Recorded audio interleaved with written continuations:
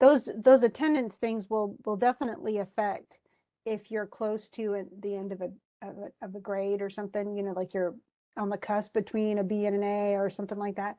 So just keep that in mind, I guess, when you come in. Plus, you get to talk about this and you don't have to watch the video and be bored. You can actually be, interactive. So I assume both of you have read the play, correct? I It's okay. have. It's okay if you haven't seen the video, as long as you've read the play. So I don't want to reveal anything and you're like, what?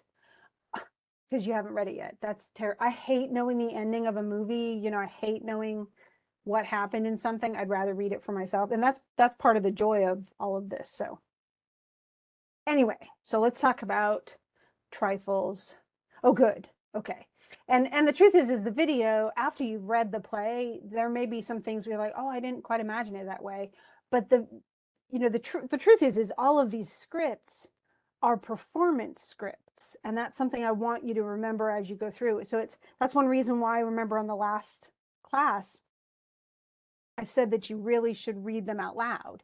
And that's at the very basic, because they're not intended to be read like a book or a short story. Even poetry lends itself to being read out loud, because it's the word poem is equivalent to the word song. And so even the music that we listen to is poetic. It's poetry. It's just put to music. And in this case, though, very rarely do people read scripts unless they're in theater or film or some industry where they're going to be using these scripts as actors or techs, to create the performance from it. So it's almost like it's different, because it's like you get part of the performance. You get the written version of the performance is what you're reading. And so it makes it a little difficult if you're not used to it. That's one reason I try to set up all of this at the beginning, so that you don't, because it's probably, of all three, even though poetry can sometimes be really cryptic, it's the one that's the hardest to imagine, because so much of it isn't necessarily there. But this one's, it has a lot of stage direction, and the most probably of, well, there's a lot of stage direction in A Doll's House too. But this one lends itself to discussion about plays, because it gives us a lot of information outside of the dialogue. Okay, so how does this thing start? And I'm going to let you guys give me some feedback too. But what happened before this starts? So remember how I told you that the inciting incident of a short play like this, just like a short story, would happen before the action starts in the story. So what happened before this morning that they're in there? Okay, a murder. And who was murdered?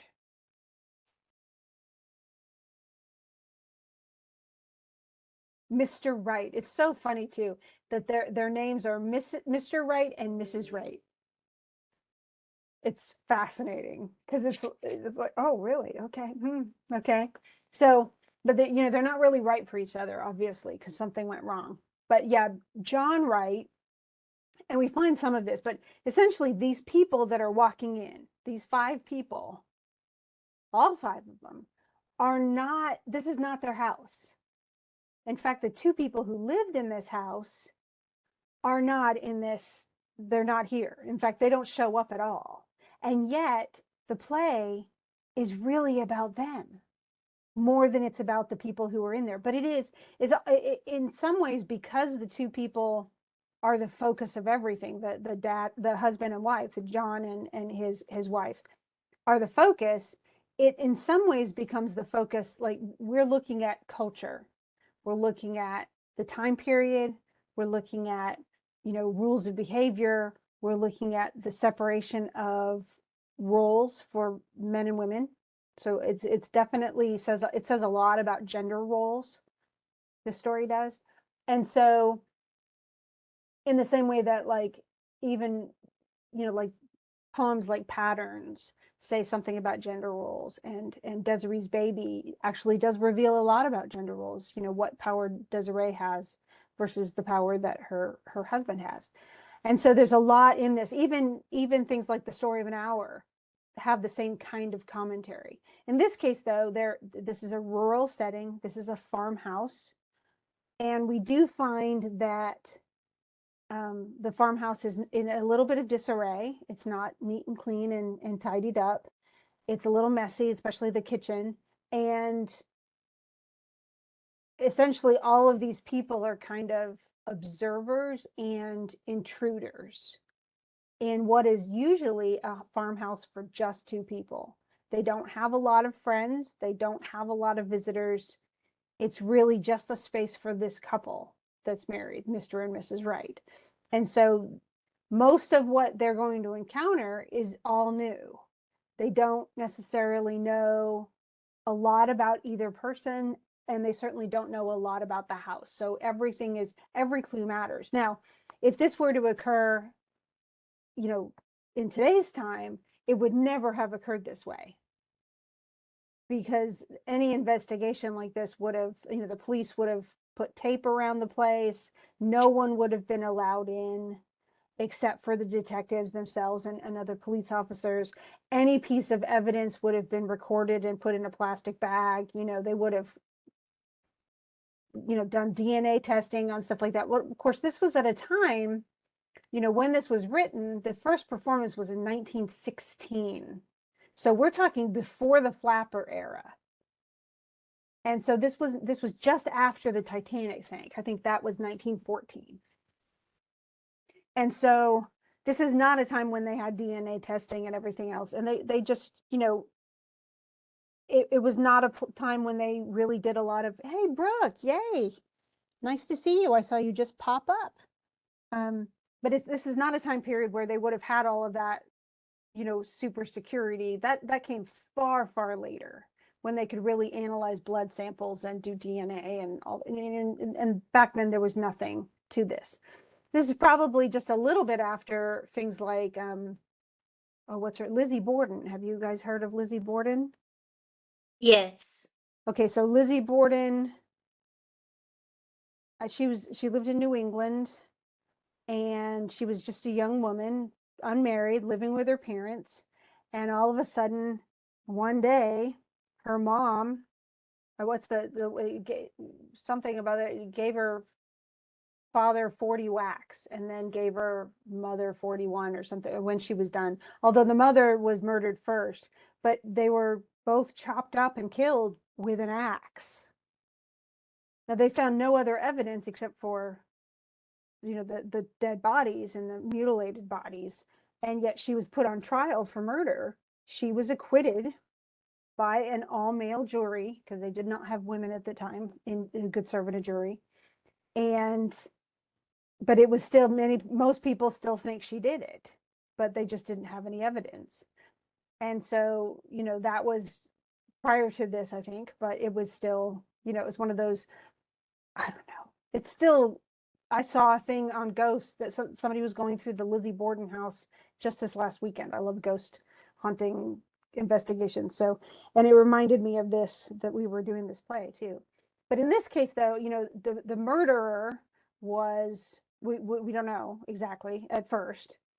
And they're essentially looking for evidence. Who could have come in and strangled with a rope Mr. Wright up in the bedroom? And why?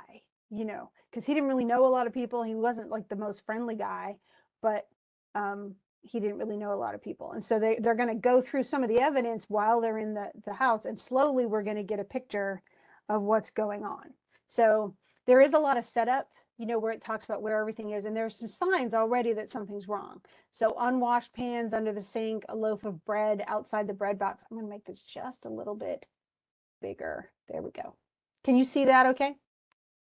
Yes. And thanks for answering that, because sometimes I don't look at the chat as much as I should. Okay. No, it really is. It's amazing how much we've changed how we investigate things. But this was probably pretty accurate for the way it was done. So, but what's interesting, okay, so we're in this kitchen, and it had left without having been put in order. Now, this is one of those understood things. We would know this, if we've lived in the South long enough. There are things that you don't like. You don't invite people over and have a messy house. And there are a lot of women who, especially if they're homemakers, they've never worked outside the home. Where as soon as they've cooked the dinner and people have eaten the dinner, the dishes are all washed. Like they go and wash the dishes before they go to bed, so that everything is immaculate. In this case, though, everything is not immaculate in this house. So there are unwashed pans under the sink, a loaf of bread outside the bread box, which means it's just getting stale, a dish towel on the table, and other signs of incompleted work. And then everybody comes in, the sheriff, the county attorney, Mr. Hale, and then they're the first ones.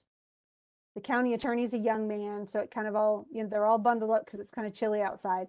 And they're followed by two women, Mrs.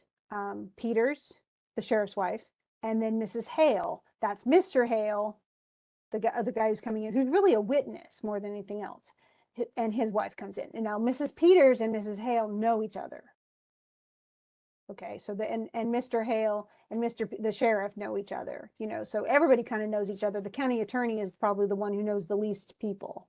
But in a small town, you just kind of know everybody. Everybody knows everybody, but they don't necessarily know everything about everybody. They just know them all by sight. They know everybody's name. They might know who their parents were, and how long they lived in their house, stuff like that. So the county attorney knows that the ladies there, even invites them come up to the fire.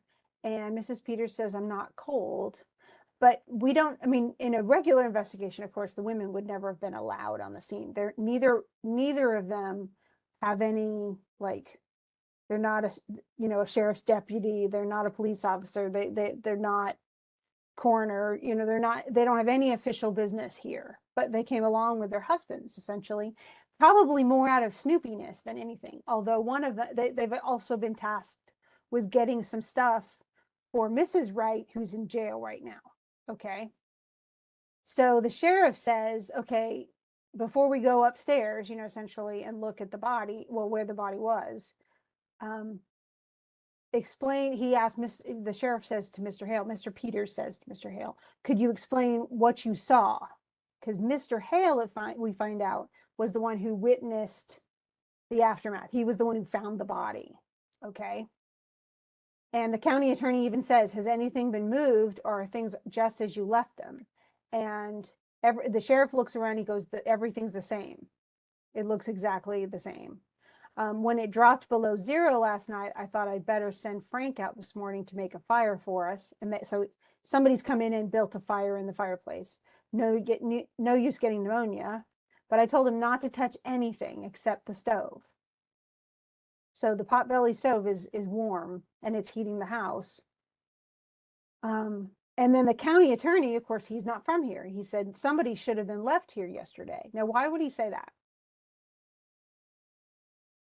So that nothing would be disturbed? Right. So that somebody to guard, and kind of like the police line do not cross thing. We need to make sure that the evidence didn't change.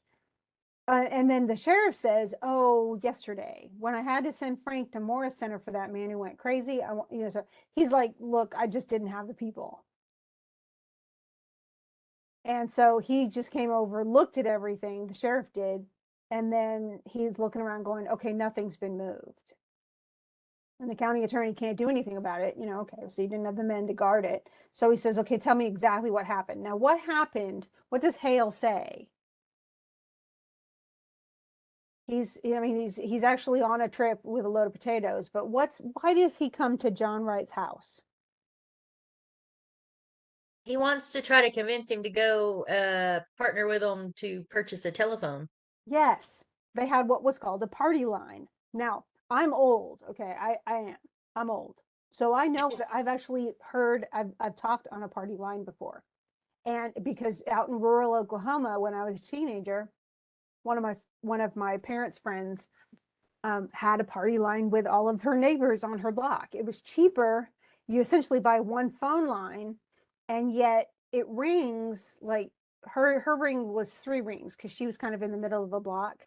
But you pick it up based on how many rings there are. So the first person in the block probably had 1 ring, And then they would know to pick it up. And it would just go like ring and then stop and then go ring. And then you knew it was just a single ring. So you knew it was for you. The second house would be 2 rings. Then her house was 3, ring, ring, ring, ring, ring, ring, like that. Really loud too. But it was a cheap way of having a phone. So Mr. Hale, now of course what that also means though is anybody on the entire block could pick it up. And many people did. So because they were snoopy and they wanted to hear what other people were talking about on their phones. It was just the way things were, I guess. But in this case, he just, he knew it would be cheaper if he could get a party phone, and then they could get, because they had to run the line all the way out to these houses out in the middle of nowhere. And so even Mr. Hale, it's not like he lives right next door. He lives a ways down, but it's on the same road. So he thought, okay, well, I'll just see if he'll go in on a party phone. Now he'd spoken to Mr. Wright about it before, and he said no. He said folks talked too much anyway, and all he asked was peace and quiet. And he says, I guess you know about how much he talked himself, which means he didn't. But I thought maybe if I went to the house and talked about it before his wife, maybe because she was there, he'd give in, because his wife might want it, maybe. And it says, though I said to Harry that I didn't know as what his wife wanted made much difference to John. In other words, he didn't know that just because she was there, John would think any different, that John would actually care what his wife thought. So, because they really don't know the couple that well. And John, Mr. Wright, was not a talkative or very friendly person. Okay, and so the county attorney's like, okay, yeah, whatever. Let's get to the story. Because you know how people can talk. They just, oh, well, I said this and I said that, and it's not really to the point. So what happened when you got to the house? So the county attorney is asking. So what did he see? Mrs. Wright in the rocking chair. Yeah, so she's rocking in the rocking chair, and there's no like noise or anything. It's not like he's hearing something. He knocks on the, he goes, he says, I knocked at the door and nobody answered, but he knew they had to be up because it was after 8. So he knocks again, and he thought he heard somebody say, come in, but he's not sure. But then when he walks in, Mrs. Wright's right there. Like she should have come to the door. And yet she's rocking in her rocking chair and she's not even looking at him. And the county attorney says, well, what was she doing? Well, she was rocking. She had her apron in her hand and was kind of pleating it, which is, like pressing creases into it. So it's a nervous, that's a sign that she was nervous, but she's just rocking. And then the county attorney says, well, how'd she look? And well, she looked queer. And that just means she looks weird. She's looking strange. She looks odd. We don't use that word for that reason anymore, but that's what it used to mean. And he says, well, it says as if she didn't know what she was going to do next and kind of done up. So she looked a little lost and stressed. And then the attorney said, well, how did she feel about your coming? And he says, well, I don't think she minded one way or another. Like it didn't matter. She didn't really pay any attention. And I said, how do you do, Mrs. Wright? It's cold, ain't it? And she said, is it? And just kept rocking and pleating her apron, And he says, but what would you expect to do? What would you expect her to do normally?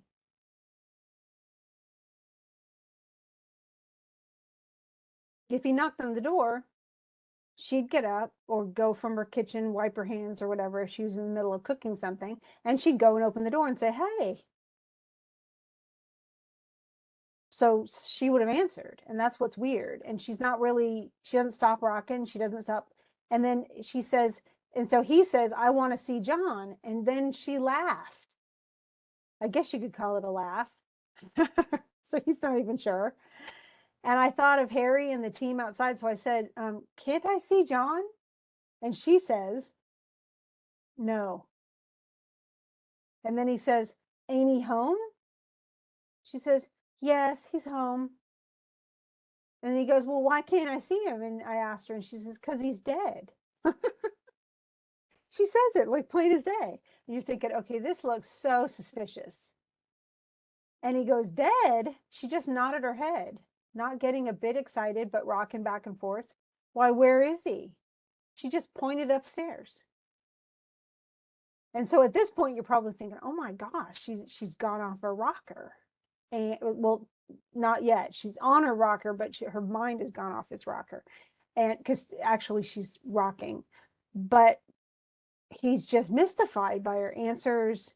She seems tense, but she's answering in a way that's not tense. It's very strange. But you're probably thinking, oh man, she's guilty. Wow. She lost it and killed him or something. At least that's what I was thinking the first time I read this. And then it says, I got up, and with the idea of going up there, I walked from there to here. Then I says, why, what did he die of? And she says, he died of a rope around his neck, which makes her sound even more guilty. Well, I went out and called Harry. And so he didn't even go upstairs by himself to the body. He went and got his like farmhand Harry, and they went up together. And there he was lying. And the county attorney says, I think I'd rather have you go into that upstairs where you can point it all out. Now, why else might he be moving upstairs?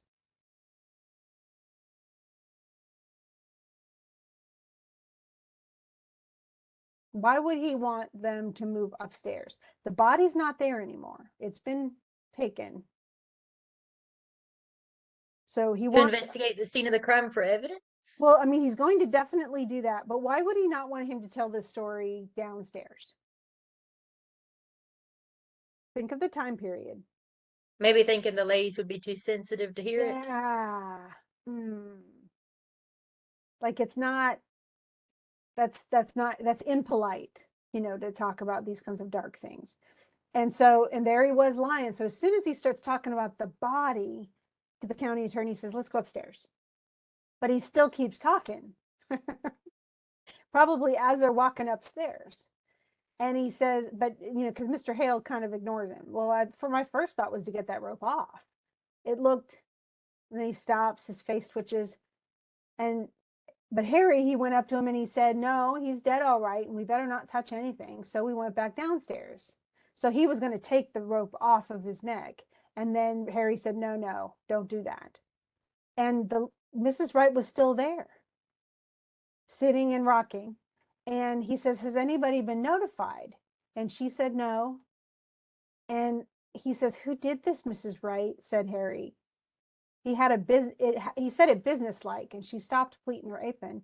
And she says, I don't know. And then Harry asks, you don't know? And she goes, no. And Harry says, weren't you sleeping in the bed with him? Says Harry. Yes, says she, but I was on the inside. Somebody slipped a rope around his neck and strangled him, and you didn't wake up, says Harry. I didn't wake up, she said after him. We must have looked as if we didn't see how that could be, for after a minute she said, I sleep sound. Harry was going to ask her more questions, but I said maybe we ought to let her tell her story first to the coroner or the sheriff. But Harry is suspicious. He's like, how could somebody have strangled your husband and you were sleeping right next to him and you didn't hear anything? Now, could that happen? I think it could. Yeah. Honestly, all sorts of things could happen to me, and my husband would sleep through all of it. He just would. He sleeps through everything. And so, but I don't sleep through anything. We've joked that, my son and I have joked that if the fire alarm goes off, I'm going to have to make sure Richard gets out of the house, and Brandon's going to have to go up and get Crystal, because they'll both sleep through everything. It is astonishing how much they sleep through. But I don't, but would I have woken up? Yeah, I would have woken up, but there's no way. I mean, a lot of people would. There are a lot of people who sleep that deeply. So, but she's kind of messed up about it. And yet that's understandable. If you woke up to find that your husband had been strangled right next to you, you might have freaked out too, Oh, see, Brooke, yeah, good. I'm not alone. there are other people who sleep that deeply. There's some people who may have trouble going to sleep, but once they're out, they are out. And you can change, they can be blaring the TV. You could change channels. You could turn the TV on or off. You can do all sorts of stuff, and nothing will wake them up. You could shake them, and they're just like totally sleeping. So, I mean, it's totally possible.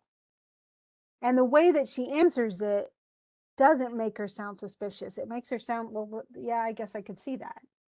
But the fact that she's still in the house, it's just weird. And yet you never know how you're going to react to an event like this.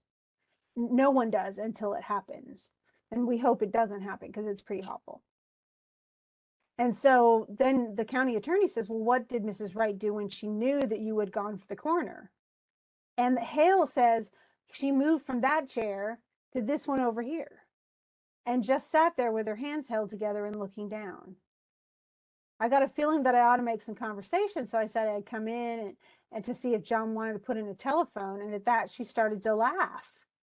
And then she stopped and looked at me, scared. I don't know, maybe it wasn't scared. I wouldn't like to say it was. Soon Harry got back, and then Dr. Lloyd came, and you, Mr. Peters, and so I guess that's all I know. I know that you don't. So he says, well, I was going to I was going to see if he would go in on a telephone. And she laughs, probably because she knows there's no way Mr. Wright would ever have consented to have a telephone. And so, but then she thought, well, wait a second, that sounds really awful that I'm laughing and my husband's dead upstairs, So it doesn't necessarily point to her being absolutely guilty. Her stress and her weird behavior could mean that, I mean, she did it. It could mean that she just woke up and found him dead. Either way, she could act this weird. And so it's not conclusive. And so the county attorney says, okay, well, let's go upstairs. And it says, you're convinced that there's nothing important here, nothing that would point to any motive. That's what the county attorney says. He asks the sheriff this. So you've looked through this place. There's nothing that would reveal any motive for anything. And the sheriff says, nothing here but kitchen things. Now remember, the play's name is Trifles. So it's the not crucial bits of stuff. It's like trivial stuff in a house, not real evidence. And he says nothing here but kitchen things. Now, what would kitchen things though reveal? It would all reveal a state of mind for Mrs. Wright. But to them, it's just a mess. And so the county attorney goes, he looks through the cupboard closet. He gets up on a chair, looks on a shelf, pulls his hand away, sticky. He goes, here's a nice mess. And then Mrs. Peters says, oh, her fruit, it did freeze because the house was cold enough with it reaching below zero yesterday, last night. It was cold enough for her fruit, her jarred fruit, her canned fruit to freeze, which stinks because it ruins it. You can't serve jam to somebody when, it's got glass shards in it. So, and it even says she worried about that when it turned so cold. She said the fire'd go out and her jars would break. So they'd talk to her. And she was worried about her canned fruit. And then the sheriff says, well, can you beat the women held for murder and worrying about her preserves? And yet, what does that do? When he says that comment, what is he suggesting? That women are kind of silly. Yes. Why are they caring about their stupid preserves when their husband's dead?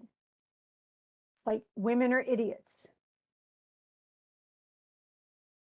And then the county attorney, who sees her as the prime suspect, says, I guess before we're through, she may have something more serious than preserves to worry about. And then we go back to, and Mr. Hale's in it too, and his wife's in there. He goes, well, women are used to worrying over trifles. And the two women move a little closer together. So we get that stage direction. So they both know men are talking about women, and they're not saying really nice things. Women care about trivial stuff. Women, are silly. They're a little goofy or idiotic, and they don't always make sense.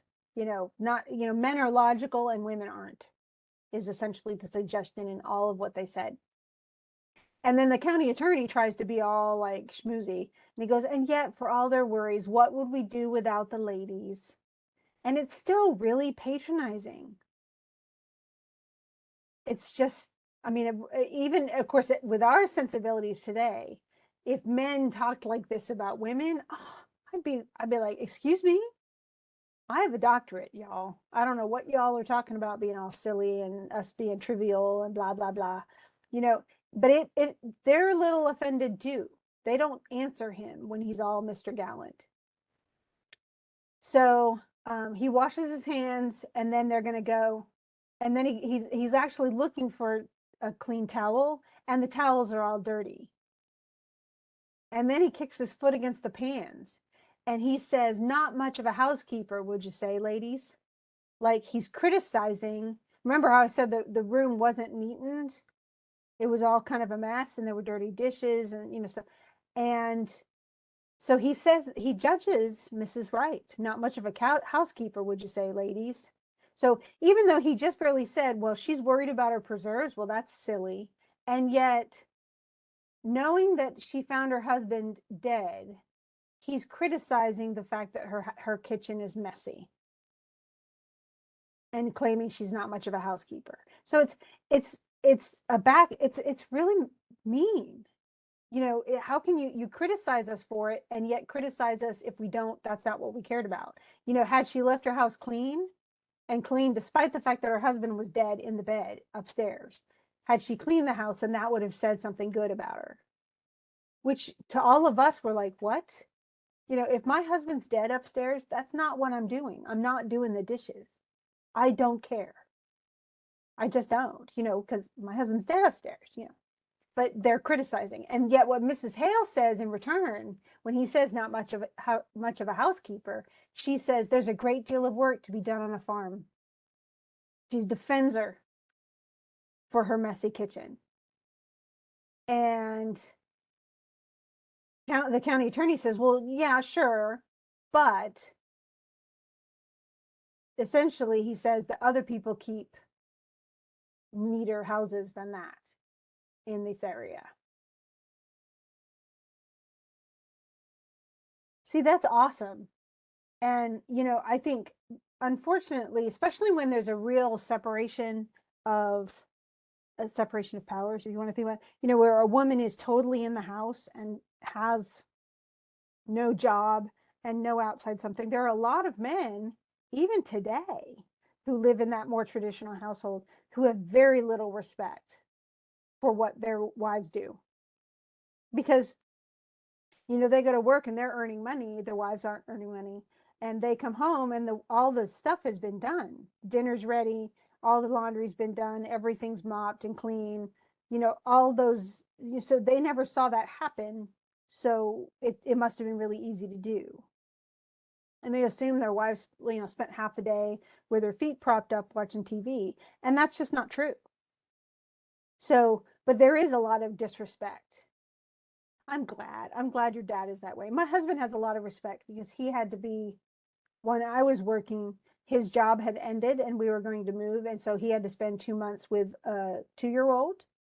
And two. And so he realized how hard it was to keep a house clean and take care of a 2-year-old at the same time. So he is nonstop appreciative when I get stuff done. He's amazed at how much I manage to get done, even working Oh, full time. But that's the way it should be. That's not the way that a lot of households work. Obviously, the county attorney, now I don't even know if he's married, but he does not, women's roles are very strict. And women are judged by them, how well they do those roles. And he judges Mrs. Wright for that. So Mrs. Hale says those towels get dirty awful quick. And then she says, men's hands aren't always as clean as they might be. And then county attorney says, oh, well, you're just loyal to your sex, aren't you? And then he says, but you and Mrs. Wright were neighbors. I suppose you were friends too. And Mrs. Hale says, I've not seen much of her of late years. I've not been in this house It's more than a year. So they are next door neighbors. And she hasn't been inside this woman's house in at least a year. And then he says, well, why was that? I think I think whenever we start getting really, and it's against men or women, and we start to define people by what they are supposed to be, I think we make mistakes. And, like I have tons of friends who are women and married happily with kids or whatever, and they would not be caught dead in a dress because they just don't like them. And yet there are a lot of people um, who just, women have to wear dresses. And if women wear pants, well, what's wrong with them? And that's dumb. It's just stupid. Um, I love dresses, but I wear them because I love them, not because I'm a girl, if that makes any sense, or to be super feminine or something. But um, there's nothing wrong with doing things the way you want to do them, and not necessarily fulfilling society's roles. I'm not at home, for instance. I'm not a stay-at-home mom. I would be bored to death. I was that for when the kids were tiny, but I really like teaching. I love having a job. I love going to work. I love what I do. So but again, is there anything wrong with someone staying home with kids? No. I just hope they love it. They should if they love it. So I think that's absolutely true. I think, either way, it's not okay. Just saying, oh, well, all guys are. No, no, no, no, no. And men are all whatever. No, no, no, no. I don't like that. So she says, though, I haven't seen her much in a year. And he says, well, you didn't like her? And I liked her well enough, but farmers' wives have their hands full. And then, and he says, yes, it never seemed a very cheerful place. And then the county attorney says, no, it's not cheerful. I shouldn't say she had the homemaking instinct. So if it's not cheerful, it must be her fault, Mrs. Wright's fault, that it was not a cheerful place. And then she says, well, I don't know as Wright had either. And that just means she probably is suggesting that he was an unfriendly dude. And it was not a cheerful place because he was not a cheerful man. And he said, did they not get on well? And she goes, no, I don't mean that. I don't think a place would be any cheerfuler for John Wright's being in it. In other words, he was an unfriendly dude. And the county attorney's like, okay, whatever, but let's go upstairs and investigate. And then the sheriff says, I suppose anything Mrs. Peters does will be all right. She was to take in some clothes for her, So they're picking up clothes and a few things for Mrs. Wright, who's in jail, because they're not going to let her come home and get her stuff. The county attorney says, okay, that's fine, but I'd like to see what you take, Mrs. Peters, and keep an eye out for anything that might be of use. In other words, look for evidence that might give us a hint as to, if Mrs. Wright did it, why she did it, like motive or what caused the whole thing to happen, stuff like that. And so the men go upstairs, and it's just Mrs. Peters and Mrs. Hale. And this is where the real investigation starts. And then Mrs. Hale is still mad. She says, I'd hate to have men coming into my kitchen, snooping around and criticizing. And Mrs. Peters says, well, it's just their duty. And she goes, duty's all right. But I guess that deputy sheriff that came out here to make the fire might have got a little of this on. In other words, could he have been the one that dirtied the towel? So they're blaming her for the dirty towel, but how do we know he didn't dirty the towel when he came in and fixed the fire? And then it even says that Mrs. Hale says, I wish I'd thought of that sooner. Seems mean to talk about her for not having things slicked up when she had to come away in such a hurry. Well, and also that her husband was dead. And then she goes over and she said she had a bread set. In other words, it was set to rise yesterday and it was left. And then she says she was going to put this in there. Picks up the loaf and abruptly drops it in a manner of returning to familiar things. It's a shame about her fruit. I wonder if it's all gone. And then they start looking in the cupboard. Oh, I think there's some in here that's all right. And they pull out a jar of cherries, but they think it's the only one that didn't get cracked in the frozen stuff. So now what does she find? What do they find as they go through? They're looking for, because they are looking through everything. They are trying to find stuff. She's about to sit in the rocking chair, but then she's like, nah, that's okay. I think I'll not sit in the rocking chair, because that's what the lady was when Mr. Hale came in. Okay, and then Mrs. Peters um, is they're gonna go in, and they go in and get like her an outfit to wear, and they recognize that in the other room it's really cold, because again, where's the heat? It's all in this stove. And then she goes, and she says, but it's cold in there. And then Mrs. Hale says, Wright was close. Now that means he was tight fisted. He was a miser. He didn't give her money and didn't like spending money. Um,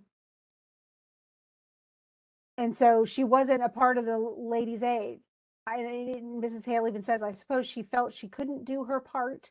And then you don't enjoy things when you feel shabby. So she couldn't donate money. She couldn't donate stuff. She used to wear pretty clothes and be lively when she was Minnie Foster. So her first name is Minnie now. One of the town girls singing in the choir, but that was 30 years ago. So she's in her, she's probably like in her late 40s.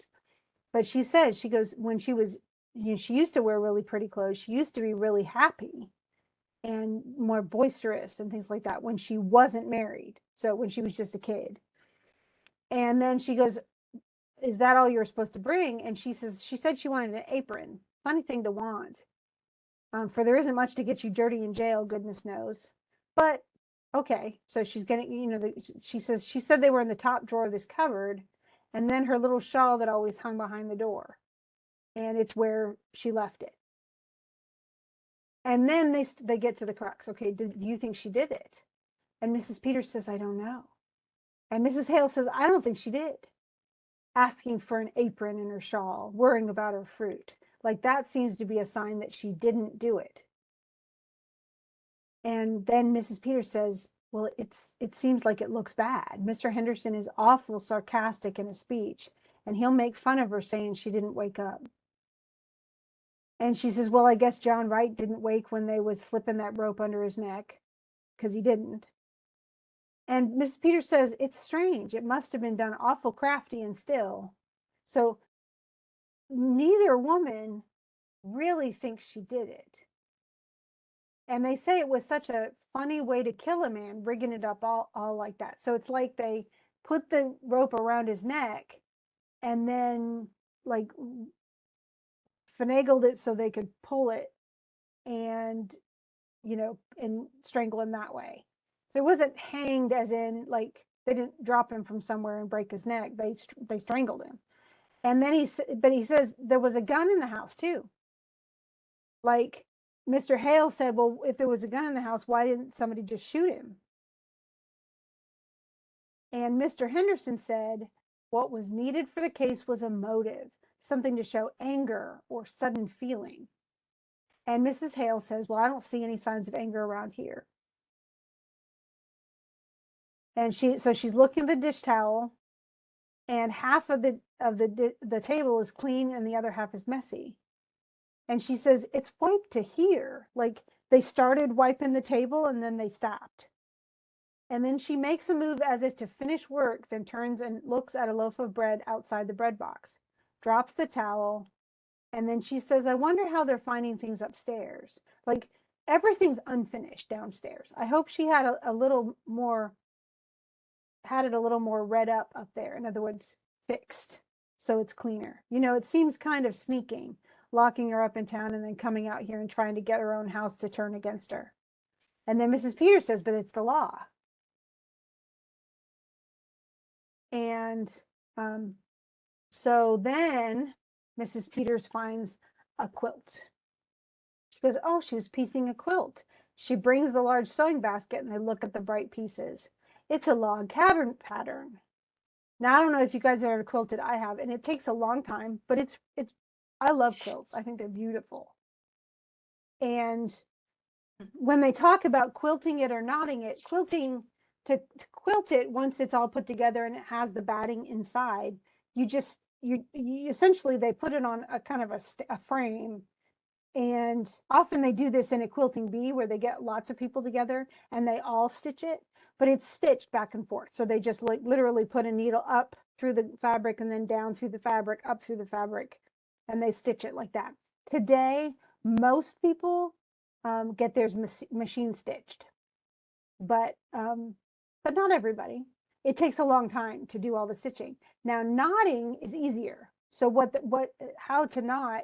Essentially, all they do is they take a needle with, and it could be anything from yarn to a thicker string to, I mean, I often use embroidery thread to knot, and just in the colors that kind of go with whatever the thing is. And they take the needle down through the fabric, then back up, and then they just tie it. They tie it in a big knot and leave like a little, I don't know, fringe. There's a little tassel kind of sitting there. Okay, so she gets the machine quilted? Yeah. See, I've done knotted before. That's what I've done a lot of, especially when I do just square patchworks. I did that for my daughter's comforter. But then I like the poofiness of it. So I'd prefer to not have it knotted than to be quilted. But especially if you have something that's just kind of like a decorative thing and you want it can be thinner than that. And I have sewn them before, and done the quilting of it, but the quilting I did was by hand. So I mean, it's totally somebody's choice. But she goes, I wonder if she was going to quilt it or just knot it, like, because she has all the pieces being put together, but you don't know until you actually get everything sewn together which one you're going to do. And then as soon as she says that, though, of course, the sheriff's coming downstairs and they hear what the women say. Oh, it was kind of small. It wasn't a big blanket. Like it was probably like, it was for my at that time 5-year-old niece. So, but it was probably, I don't know, like 4 feet by 5 feet, maybe 4 feet by 6 feet. So it was still big, but it had 9 squares. Well, no, 12 squares in it that were all, and each one I just did separately. Okay, so as soon as she says that, I wonder if she's going to quilt it or just knot it. And the sheriff makes fun of her for that. They wonder if she was going to quilt it or just knot it. Ha ha ha ha ha ha. And so then the county attorney's just like, I'm cold, so the fire doesn't make anything upstairs warm. And so they're going to go, but then they have to go outside to go to the barn and stuff like that. And she says, I don't know as there's anything so strange or our taking up our time with little things, the trifles, while we're waiting for them to get the evidence. I don't see as it's anything to laugh about. And she says, of course, they've got awful important things on their minds. That's what Mrs. Peters says. And then she looks at one of the blocks and she goes, look at this one. Here, this is the one she was working on. And look at the sewing. So it's beautiful. I mean, not that one, but the other ones. All the rest of it's been so nice and even. And look at this. It's all over the place. Well, it looks as if she didn't know what she was about. Like, she was really stitching beautifully, and then all of a sudden her stitching got all wonky. And so they're looking at it, and they look back at the door. And after an instant, Mrs. Hale has pulled at a knot and ripped the sewing. Oh, what are you doing, Mrs. Hale? And she goes, just pulling out a stitch or two that's not sewed very good. Bad sewing always made me fidgety. And then Mrs. Peters, remember, she's the sheriff's wife, says, I don't think we ought to touch the things. And she goes, oh, I'll just finish up at this end. And she goes, what do you suppose she was nervous about? Oh, I don't know. So clue number one is that the kitchen's a mess. and everything's half done, half wiped countertop, half baked bread, half, everything. So things aren't quite clean. And she even says, she goes, we must get these things wrapped up. They may be through sooner than we think. And she goes, I wonder where I can find a piece of paper. And that's to wrap it all up, and a string. In that cupboard, maybe? And she goes, why? And then Mrs. Peters goes in the cupboard and she goes, why, here's a bird cage. Did she have a bird? And Mrs. Hale said, I don't remember if she did or not. There was a man around last year selling canaries cheap, but I don't know if she took one. Maybe she did. She used to sing real pretty herself. And then Mrs. Peters says, things seems funny to think of a bird here, but she must have had one, or why would she have a cage? I wonder what happened to it. And Mrs. Hale said, well, maybe a cat got to it. She goes, well, she didn't have a cat. So they're really going through clues. These are, and so the bird cage is a huge thing. Why would anybody have a bird cage if they don't have a bird? And she said, no, she didn't have a cat. She got that feeling some people have about cats, being afraid of them. My cat got into her room and she was real upset and asked me to take it out. And then she said, and then of course they're looking at the cage, and she goes, well, I look at the door, it's broke. One hinge is pulled apart. Looks as if someone may have been rough with it. Why, yes. And then Mrs. Hale says, I wish if they were going to find any evidence, they'd be about it. I don't like this place. And it's probably given her the creeps, because why? What have they found so far? A quilt that's not really being sewn right, a cage that doesn't have a bird in it anymore, and the door to it's been messed with. Like it was yanked almost off. And those are not good signs. And the kitchen is undone. It's only half cleaned up. And then she says, I tell you what I do wish, Mrs. Peters, I wish I'd come over sometimes when she was here. I wish I had. And she said, well, you were awful busy. You had a house and your children. And she goes, I could have come. And they don't have any children. Mrs. Wright and Mr. Wright do not have children. But she says, I stayed away because it wasn't cheerful. That's why I ought to have come. Like maybe she could have helped cheer up the place for this woman. Maybe it's because it's down in a hollow and you don't see the road, but it's a lonesome place and always was. And then she says, I can see now, like she knows something's up. And Mrs. Peters says, don't reproach yourself, it's not your fault. But somehow we just don't see how it is with other folks until something comes up. Like you didn't know it was this bad. And Mrs. Hale says, not having children makes less work. It's not as hard, but it makes a quiet house. And Wright out to work all day and no company when he did come in. And Mrs. Peters says, well, they say John Wright was a good man. And she goes, well, yeah, he didn't drink and he paid his debts, but he was a hard man. She did not like him. And she says, I should have thought I should think she would have wanted a bird. But what do you suppose happened to the bird? And he goes, well, maybe it got sick and died. So they reach over and swings the broken door on the cage. And so they're trying to figure out, but they're the investigators. They're not supposed to be, but they are. And so what else do they find, since you guys have read it? They talk a lot about her, but mostly they're finding more, they keep going back to the clues. And they're looking more in the sewing basket. And they find a box in the sewing basket. And what's inside the box? Little bird. The little bird. And what happened to the little bird?